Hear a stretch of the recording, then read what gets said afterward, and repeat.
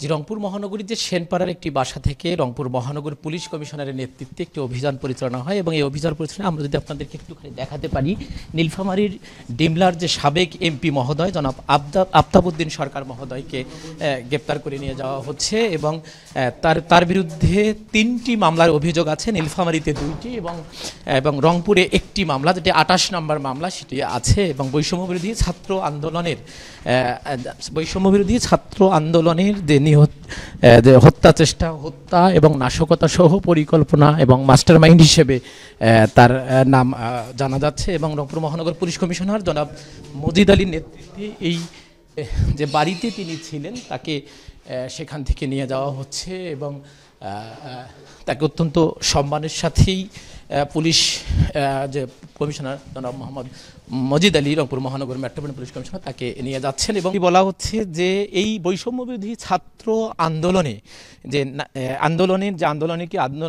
আন্দোলনটিকে দমানোর জন্য যে পরিকল্পনা, মাস্টারমাইন্ড এবং অর্থ যোগানদাতা সহ নানাভাবে তার নামটি এখানে আসছে। এবং একটি বাসা আছে, সেই বাসার 3 তলায় তিনি ছিলেন, সম্ভবত এক আত্মীয়ের বাসায়, সেখান থেকেই তাকে আসলে নিয়ে যাওয়া হচ্ছে। এবং এখানে আমরা দেখছি যে রংপুর মহানগর পুলিশ কমিশনার মোহাম্মদ মজিদ আলীর পাশে রয়েছেন রংপুর কোতোয়ালি থানার ওসি জনাব আতাউর রহমানও আছেন। এবং পুলিশ যেটি বলছে যে তাকে যে সুনির্দিষ্ট মামলায় তাকে নিয়ে যাওয়া হচ্ছে। আপনাদেরকে একটু দেখাতে পারি যে পুলিশের যে সরাসরি এখানে নেতৃত্ব দিয়েছেন রংপুর মহানগর পুলিশ কমিশনার মোহাম্মদ মজিদ আলী, তিনি সরাসরি নেতৃত্ব দিয়ে এটি করেছেন। এবং যেটি বলার চেষ্টা করা হচ্ছে যে তার বিরুদ্ধে তিনি এই যে বৈষম্য বিরোধী যে ছাত্র আন্দোলন আছে, সেই আন্দোলনের যে দমাতে একটা মাস্টারমাইন্ড হিসেবে তিনি ছিলেন এবং তিনি অর্থের যোগান দিয়েছেন। এবং এছাড়াও যে হত্যা মামলা তো তার সাথে রয়েছে, হত্যা মামলার পাশাপাশি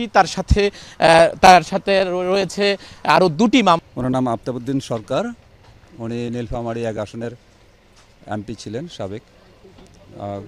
বিগত সময় যে বৈষম্য বিরোধী ছাত্র আন্দোলন, সেই আন্দোলনের সময় যে ঘটনাগুলো ঘটেছে সেই প্রেক্ষিতে ওনার বিরুদ্ধে 3টি মামলা রুজু হয়েছে, একটি হত্যা মামলা সহ আরও 2টি মামলা।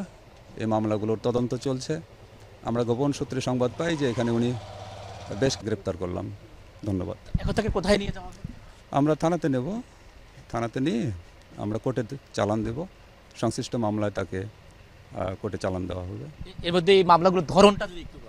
একটি হত্যা মামলা আছে, বাকি আরও দুটো গ্রিভিয়াস মামলা আছে।